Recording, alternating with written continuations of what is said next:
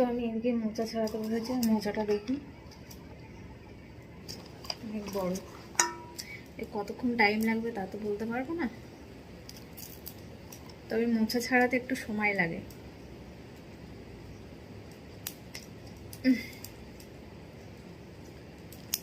তো দেখি কতক্ষণ লাগে।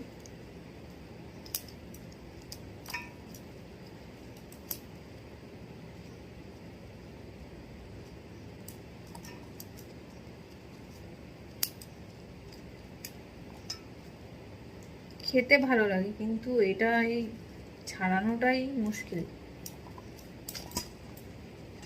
তো এই কটা ছাড়িয়েছি।